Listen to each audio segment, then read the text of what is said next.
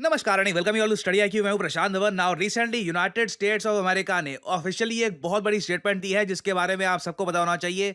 USA ने यह कहा है कि पाकिस्तान ऐसे मिसाइल डेवलप कर रहा है जो eventually United States of America को भी हिट कर सकते हैं। और ये यूएसए के लिए बहुत बड़ा खतरा है। यूएस कभी भी अलाउ नहीं करेगा कि पाकिस्तान के पास ऐसे मिसाइल्स आ जाएं जो एक्सट्रीम लॉन्ग रेंज वाले हों।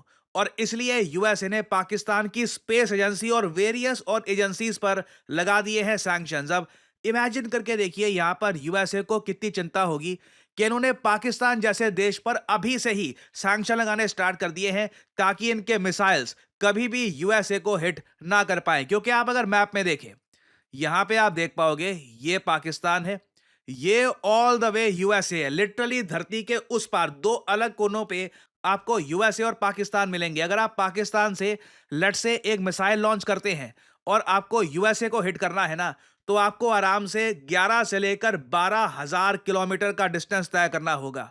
इंडिया के पास भी अभी इस टाइप के मिसाइल है नहीं जो 11 से लेकर 12,000 किलोमीटर का डिस्टेंस है ये कवर कर सकते हैं। अभी ये मैं कहूंगा चाइना और रशिया, ये दो देश हैं, इनके पास ऐसे मिसाइल हैं जो बिल्कुल यूएसए को हिट कर सकते हैं। चाइना की डोंगफैंग मिसाइल सीरीज और रशिया का ऑफ कोर्स मैंने आपको बताया था सेटन 2 मिसाइल, ये आराम से यूएसए को हिट कर सकते हैं। बट यूएसए को देखिए डर ये है कि जिस तरीके से पाकिस्तान रेडिकलाइज हो रहा है, अगर यहां पे इन लोगों ने जेन्युइनली ऐसे मिसाइल बना दिए जिसकी रेंज इतनी है जो 12,000 11,000 तक पहुंच जाती है, तो उस केस में यूएसए खतरे में आ जाएगा।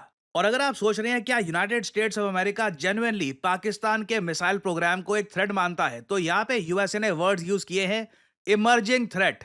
ये आने वाला हमारे लिए थ्रेट है। पाकिस्तान के पास ऐसे लॉन्ग रेंज मिसाइल्स नहीं होने चाहिए। क्योंकि अगेन देखिए यहां पर यूएसए की थोड़ी सी एक हिपोक्रेसी भी दिखती है।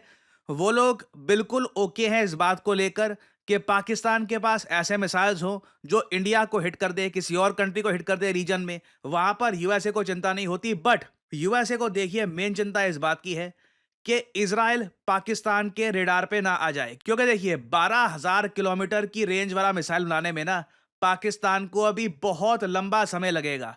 इंडिया के पास भी जो मैक्सिमम रेंज का अभी मिसाइल है अग्नि 5, ये आप कह सकते हैं 5 से लेकर 6,000 किलोमीटर की दूरी वाला है। उसके अलावा अभी हम सूर्या मिसाइल पर जब काम करेंगे काफी टाइम लगेगा उसमें। मगर पाकिस्तान के पास ऑलरेडी एक मिसाइल है जिसका नाम है शाहीन 3। शाहीन 3 मिसाइल देखिए पाकिस्तान का लॉन्गेस्ट रेंज मिसाइल है। इसकी रेंज बताई जाती है 2,750 किलोमीटर के आसपास आ चुकी है। और आप अगर पाकिस्तान से लेकर इजराइल का डिस्टेंस देखोगे ना, तो लगभग 3,000 किलोमीटर का आपको डिस्टेंस मिलेगा। अगर पाकिस्तान को इजराइल को हिट करना है तो पाकिस्तान के पास 3,000 किलोमीटर का मिसाइल होना चाहिए। और कल को अगर मान लीजिए, हमें पता नहीं है, पाकिस्तान में कोई संकी आर्मी पावर में आ गया, अचानक से सड़कों में कोई नया लीडर सामने आ गया, उसने कहा कि बस तख्ता पलट कर दो, लोग उसके साथ आ गए, अचानक से हो जाता है। पाकिस्तान जैसे कंट्रीज में अचानक से तख्ता पलट इन द पास्ट हो चुके हैं, फ्यूचर में भी हो सकते हैं। और फिर अगर मान लीजिए पाकिस्तान में इस टाइप का एक ह्यूज इस्लामिक रेवोल्यूशन आता है और फिर वो आदमी कहता है कि हमें इजराइल को अटैक करना होगा और इनके पास उस वक्त ऐसे मिसाइल भी होंगे, that will be a huge cause of concern for USA.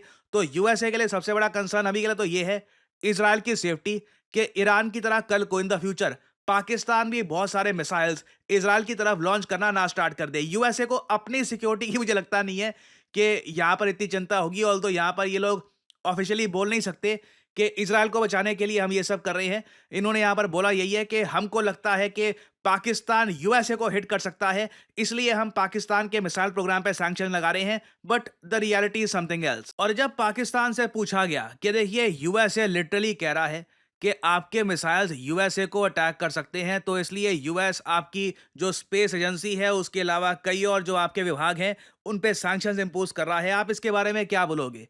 Pakistan ने सिंपली यहां पर यह कहा है कि यूएसए के सैंक्शंस इनके हिसाब से गलत हैं और ये सैंक्शंस बायस्ड हैं और इससे रीजनल पीस खतरे में आ जाता है। पाकिस्तान ऑब्वियसली यहां पर यह हिंट कर रहा है कि अगर हम पे सैंक्शन लगा रहे हो तो इंडिया पे सैंक्शंस क्यों नहीं लगाते?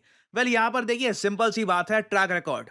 पाकिस्तान को पहली बात तो मिसाइल टेक्नोलॉजी मिली कैसे है? क्या इन्होंने खुद डेवलप करी है? नहीं। ये एक प्रॉपर हिस्टोरिकल डॉक्यूमेंटेड बात है कि नॉर्थ कोरिया ने पाकिस्तान को मिसाइल टेक्नोलॉजी दी थी। ये बात बेनजीर भुट्टो, पाकिस्तान की फॉर्मर प्राइम मिनिस्टर जिनको असैसिनेट कर दिया गया था बाद में, इन्होंने ये बात कंफर्म कर दी थी कि जो मिसाइल पाकिस्तान आज के समय डेवलप कर रहा है, इसकी जो मेन टेक्नोलॉजी है, ये आई है नॉर्थ कोरिया से। इसके बदले में पाकिस्तान ने न्यूक्लियर वेपन्स कैसे बनाते हैं, उसकी टेक्नोलॉजी शेयर करने की कोशिश करी थी नॉर्थ कोरिया को, बट वो जो आप कह लीजिए डेटा था, नॉर्थ कोरिया के काम आया नहीं।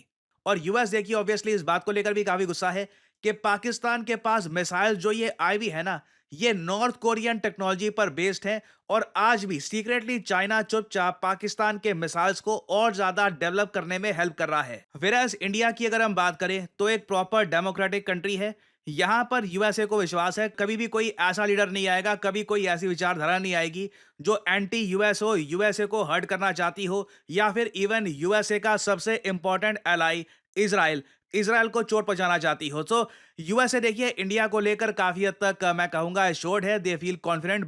और एक बहुत ही इंटरेस्टिंग बात मैं आपको ये बताता हूं, 2014 से लेकर 2016-17 के आसपास तक जब इंडिया एक लॉन्ग रेंज मिसाइल टेस्ट करता था, तब यूएसए की बस एक स्टेटमेंट आती थी। यूएसए कहता था कि हम कंसर्न्ड है इस बात को लेकर कि इंडिया के बैलिस्टिक मिसाइल्स बहुत ज्यादा टेस्ट किए जा रहे हैं, इससे रीजन में देखिए प्रॉब्लम आ सकती है।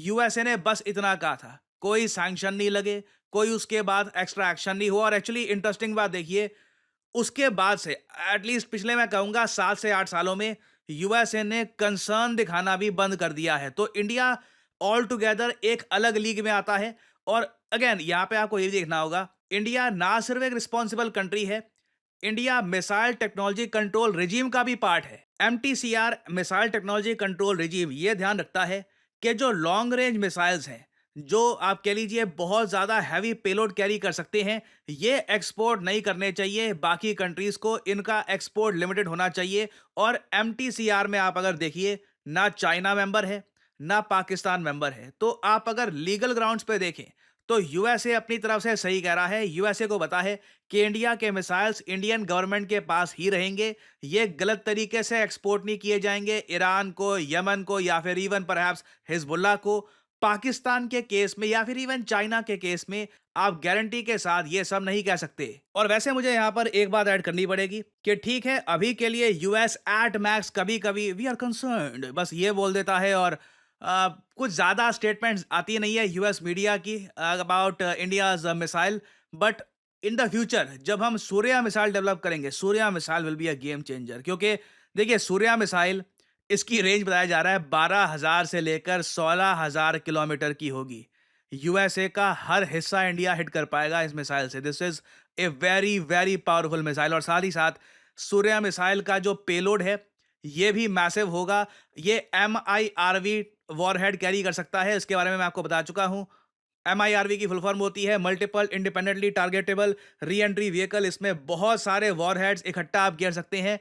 जो एक एयर डिफेंस सिस्टम है वो भी काफी बार एक MIRV टेक्नोलॉजी वाले मिसाइल को डील नहीं कर पाता। तो अभी के लिए मैं कहूंगा कि पाकिस्तान की तरह इंडिया के बारे में यूएस स्टेटमेंट्स नहीं दे रहा, बट इन द फ्यूचर जब हमारी इकोनॉमी कई जरा बड़ी हो चुकी होगी, हमारा डिफेंस बजट $150 बिलियन के आसपास होगा, चाइना में जो पॉपुलेशन कोलैप्स है उसकी वजह से चाइना का डिक्लाइन लगातार हो रहा होगा, और इंडिया के पास सूर्य मिसाइल आ जाएगा, उस वक्त हो सकता है आपको एक अलग यूनाइटेड स्टेट्स ऑफ अमेरिका देखने को मिले।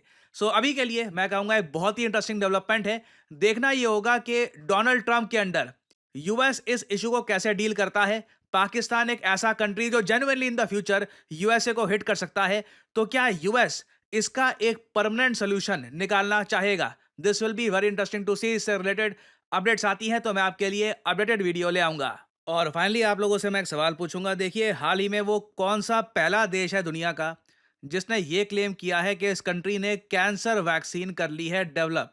ये है यहाँ पे आपकी ऑप्शंस। इस टॉपिक पर बाय द वे मैं एक वीडियो बना चुका हूँ, तो ये आपके सामने ऑप्शंस है, चाइना, जापान, यूएसए या फिर रशिया। कमेंट सेक्शन में करिए उत्तर। जो लोग देंगे सही आंसर उनकी कमेंट को मैं दे दूंगा हार्ट, ताकि बाकी लोग समझ पाएं कि सही उत्तर क्या है। एंड फाइनली आप लोगों के लिए एक बहुत ही इंपॉर्टेंट मैसेज। देखिए लाइफ में कभी कभी आपको करियर में ना बस एक स्टार्ट चाहिए होती है। आप चाहते हैं बस पहली जॉब मेरी लग जाए और उसके बाद धीरे धीरे मैं तरक्की करूंगा, आई विल अर्न मोर।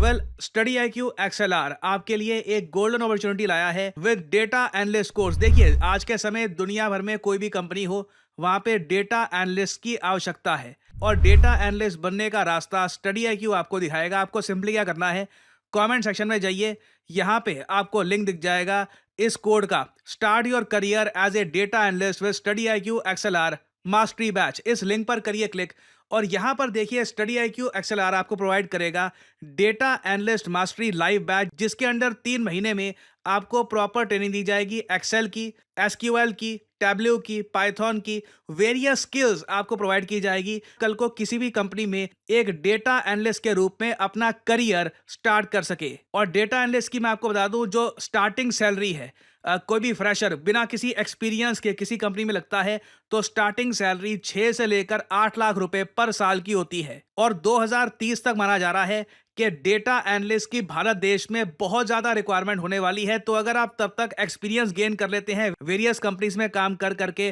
तो इससे आपके करियर को एक बड़ा बूस्ट मिलेगा। और स्टडी आईक्यू का जो ये लाइव मास्टरी बैच है to become a data analyst, इसका जो यहाँ पे प्राइस है, ये पे करने की ऑब्वियसली जरूरत नहीं है। सिंपली यहाँ पर 3 ऑफर्स अवेलेबल पर क्लिक करिए और अगेन यहाँ पे आपको बहुत सारे कोड दिख रहे होंगे, लाइव और ओनली फॉर टुडे।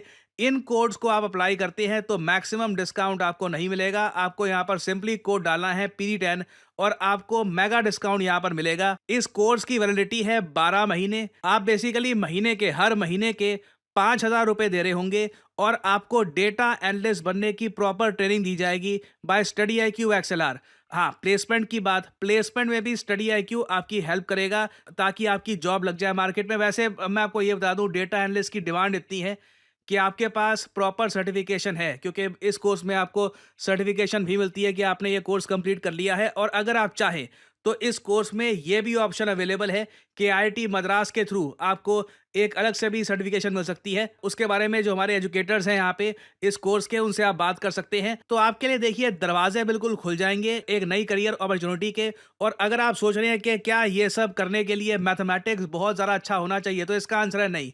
मैथ्स आपका अगर नॉर्मल भी है, बेसिक आपको मैथ्स आता है, तो भी आप बहुत आराम से कर सकते हैं। मेन यहाँ पे क्वेश्चन आता है कि आप में इंटेलिजेंस होनी चाहिए, आपकी रीजनिंग एबिलिटी अच्छी होनी चाहिए। ये सारी स्किल्स आप एक्वायर कर सकते हैं और अपना करियर आप किक स्टार्ट कर सकते हैं with this course. So use करिए code PD10 to get the maximum discount in this course and start your journey as a data analyst. So इसी नोट के साथ ये है वीडियो का अंत। Thank you for listening and as I always say, may the gods watch over you.